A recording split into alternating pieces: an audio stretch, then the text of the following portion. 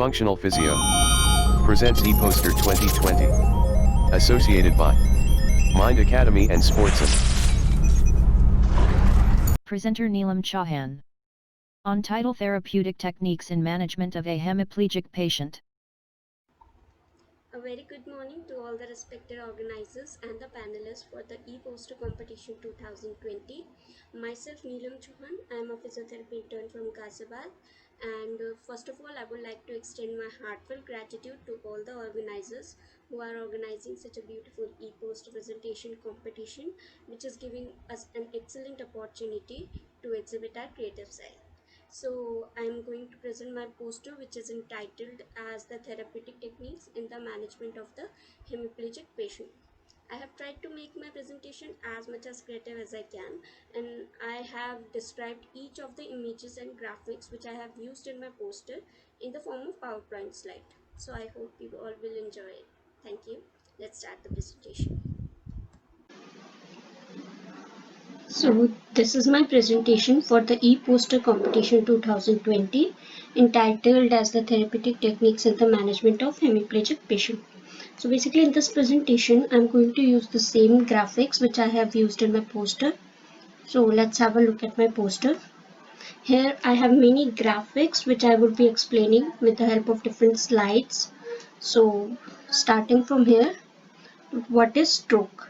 So I have defined it here, what is stroke, in the green column. So stroke is basically defined as a sudden neurological deficit caused by a vascular lesion in the brain, which can either be hemorrhagic or ischemic. So in ischemic stroke, first the blood clots keep the blood from flowing to the brain, thus making the brain oxygen deprived. In ischemic stroke can also be of two types, which is thrombotic or embolic. In the thrombotic, the blood clot blocks the blood from the parts of the brain. The blood clot arises itself in the arteries of the brain. And in the embolic, it is caused by the clot that travels from somewhere else part of the body, and hence it reaches brain and thus causes the neurological deficit.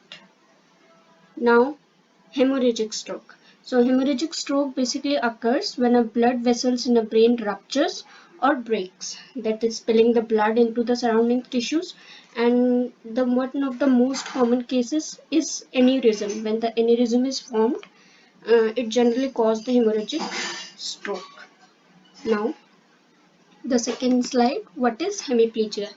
So hemiplegia basically is the paralysis of the contralateral side of the body to the lesion in the brain. That is, if the lesion is in the right part of the brain, the left side of the body will be affected. So contralateral paralysis, complete paralysis or weakness of the body. So here in my poster I have described this as hemiplegia, where the green part is the normal area and the orange is the affected area. Here I have shown also the attitude of the hemiplegic patient and the synergy developed. Basically the synergy patterns or attitude exhibited by the patient is shoulder retraction and depression, which here the shoulder retraction and depression, the shoulder again adduction and internal rotation, then elbow flexion, pronation, and wrist and finger flexion. Similarly, the lower limb adopts an attitude of pelvic retraction, the hip extension, adduction, and external rotation. Then knee extension, plantar flexion, and at the last inversion. So here I have seen the attitude of the hemiplegic patient.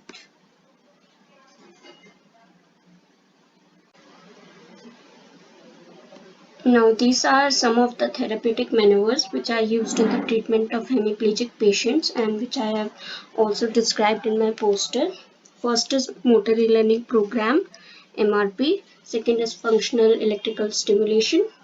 Third is mirror therapy. Fourth is virtual reality or Wii games. Fifth is proprioceptive neuromuscular facilitation, PNF, which is one of the most important techniques nowadays, which are used by many therapists to treat the hemiplegic patients. Then again it is constraint induced movement therapy, CIMT. Then NDT Bobath approach and Brunstrom approach. So here I have described them all in my poster, that is MRP, FES, mirror therapy, virtual reality V-games, PNF, and along with all these maneuvers there are constraint induced movement therapy, NDT Bobath approach. So it totally depends on the therapist what he or she wants to use. Either he or she can use a particular therapeutic intervention to treat the patients, or he or she can also use the combination of any of these therapeutic maneuvers. So firstly we will start with MRP. What is MRP? Motor Relearning Program. So this technique was mostly developed by Carl and Shepard, and according to this concept, the development of a functional task can be achieved best when the task itself is practiced on the whole original environment, like in the original environment, rather than focusing on the things such as strength, tone of the muscles. So apart from all considering these individual factors, the task is performed or practiced on the whole original environment. So MRP is generally very effective in stroke patient and can be started as soon as the general medical condition of the patient stabilizes. And in this program, progression is very important. So activities should be progressed by making the tasks more complex, or by making a task more complex. How can we make a task more complex? That is either decreasing the guidance, or altering the speed, or adding more variety to the task.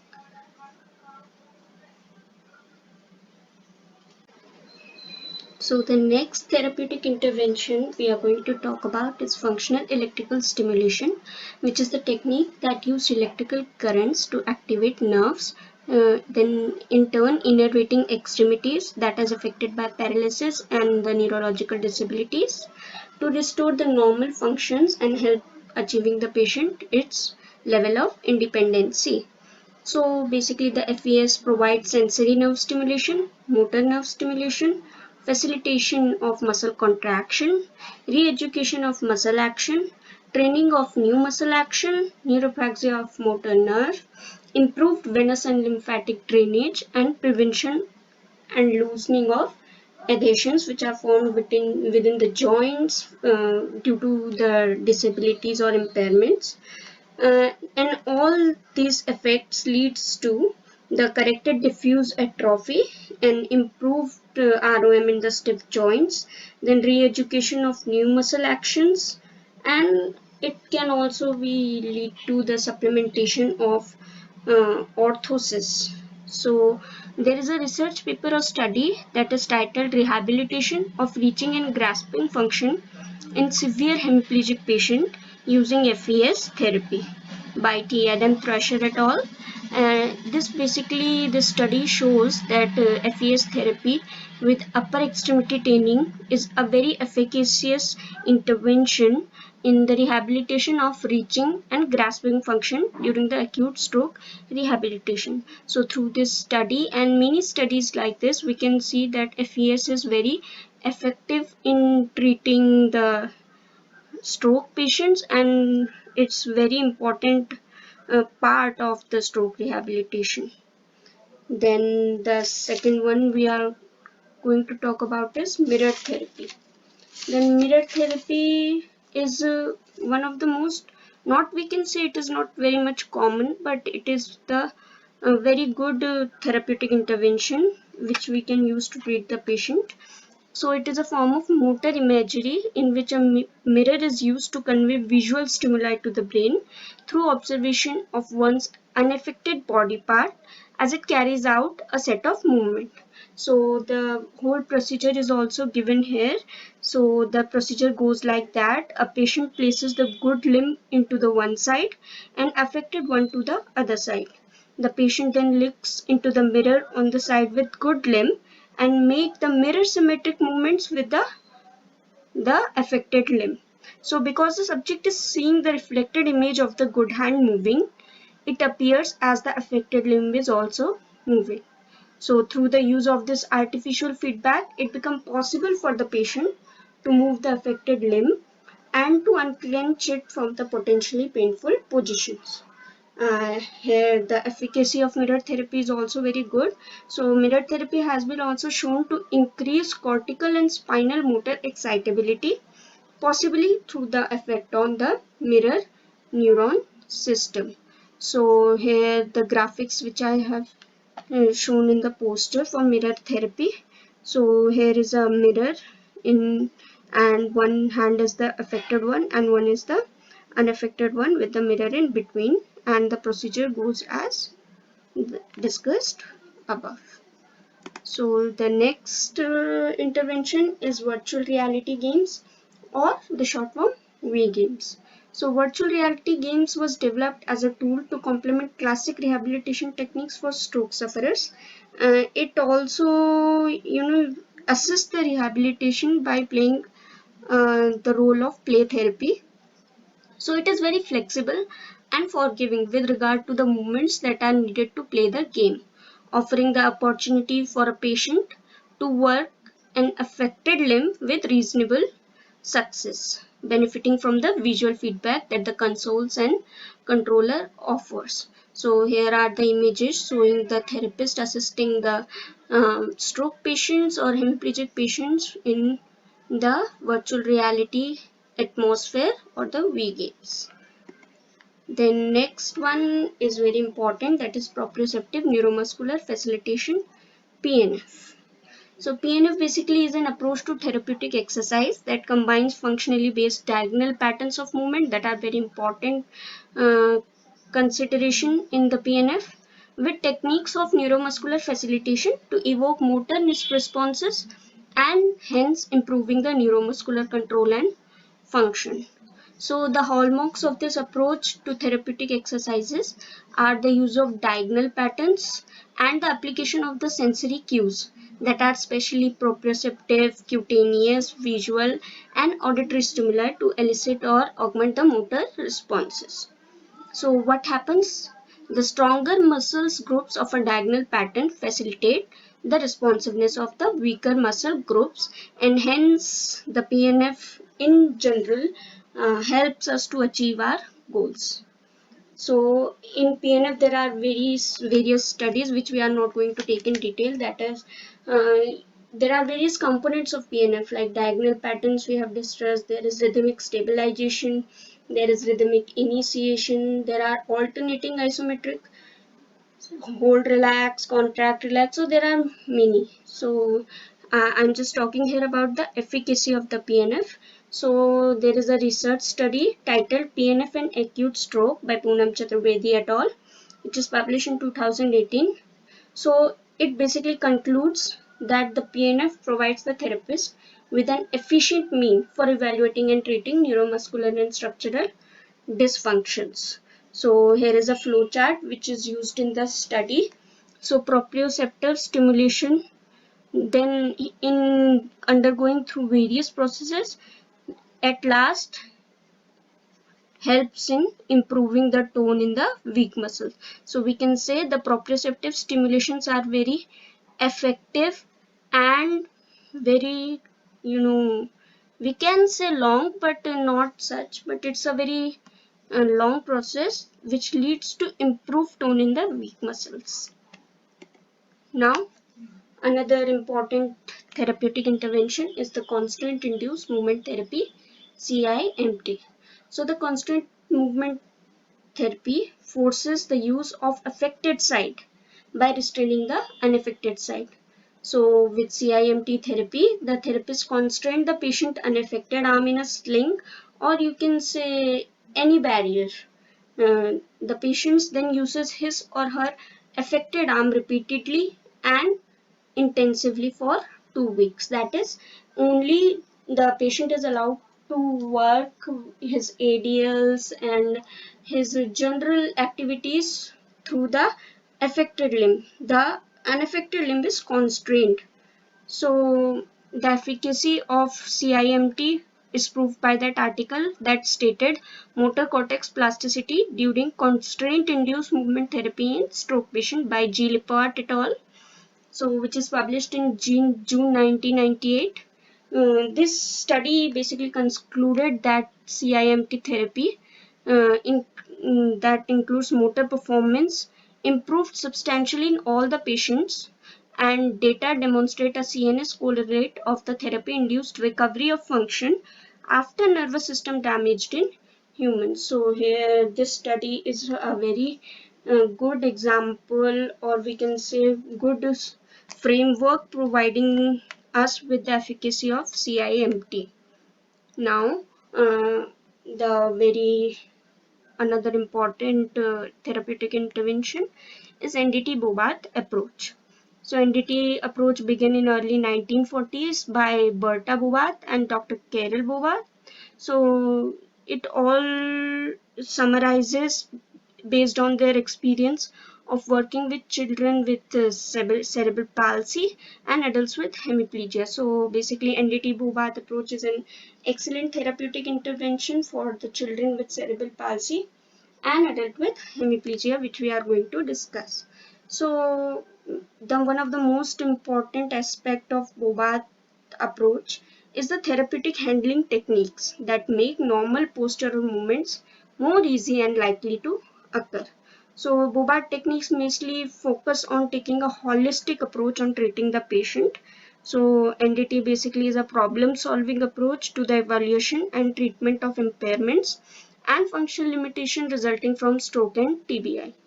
So again, the efficacy of NDT-Bobath is shown in the research titled The Influence of NDT and PNF Method on the Field Support and Total Pathing Measure Foot Support, that is COP, in patients after stroke by Jolanta Krukowska et al., published in 2016.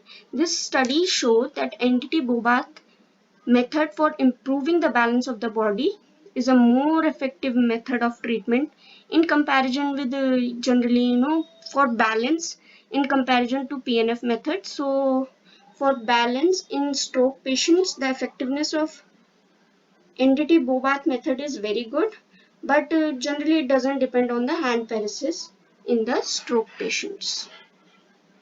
Now the Brainstorm approach, which is the last therapeutic maneuver we are going to discuss. So Brainstorm approach is basically a technique developed by Brainstorm which produce motion by provoking primitive movement patterns of synergistic movement pattern which are observed in fetal life after pyramidal lesion. So this technique is quite extensively used to develop tone flaccid state of hemiplegia and pure pyramidal lesions. So in Brainstorm approach, basically we adopt the synergy patterns experienced by the body in the early years of life. So main feature of the Brainstorm consists of reflex responses which are used initially, and later voluntary control of this reflex patterns is trained. Then control of head and trunk is trained with stimulation of tonic neck reflexes like ATNR, STNR, tonic lumbar and labyrinthine reflexes, and it is followed by stimulation of writing and the later balancing training. Then it also consists of associated reaction which are used as a mean of developing activities.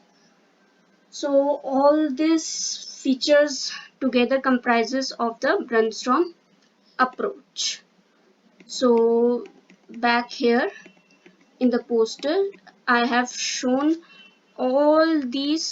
described all these therapeutic maneuvers, that is motor e-learning program, functional electrical stimulation, mirror therapy, virtual reality V games, proprioceptive neuromuscular facilitation, and all through the different slides.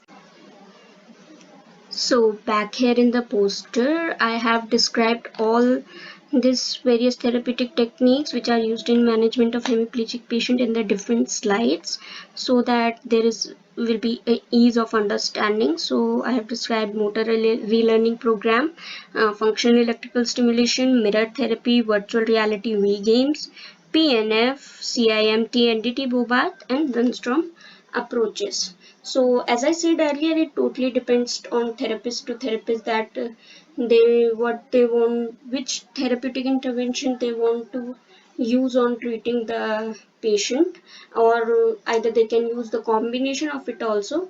But generally the goal, the main aim of applying all these maneuvers to a patient involves to regain the functional independency or the motor control or motor relearning in the body.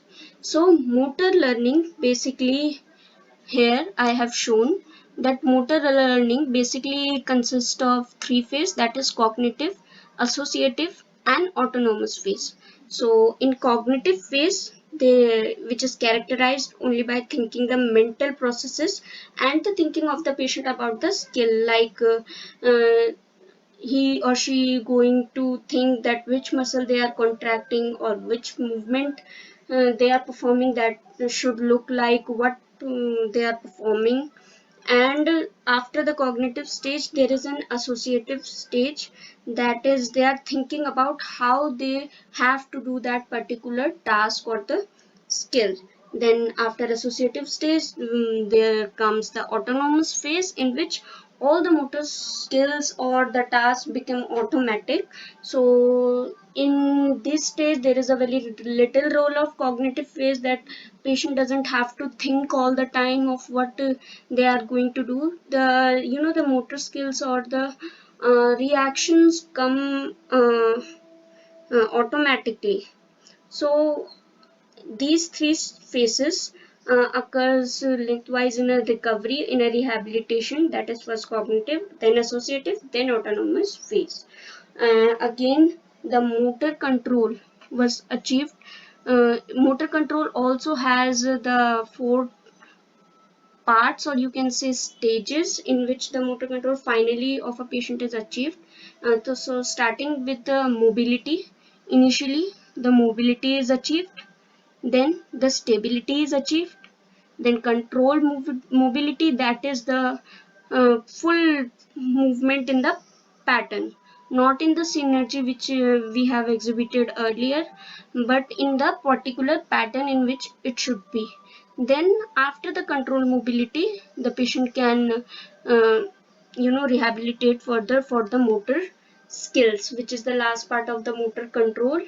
And after motor skills, the patient is very much independent in their life, performing all their daily activities or even the high impactful activities on their own. So So this is the basic final layout of my poster, and I hope I am clear enough in explaining all the related graphics and illustrations and the associated points which I have used in my poster. And I hope I am clear enough with all the things. So thank you so much and stay safe.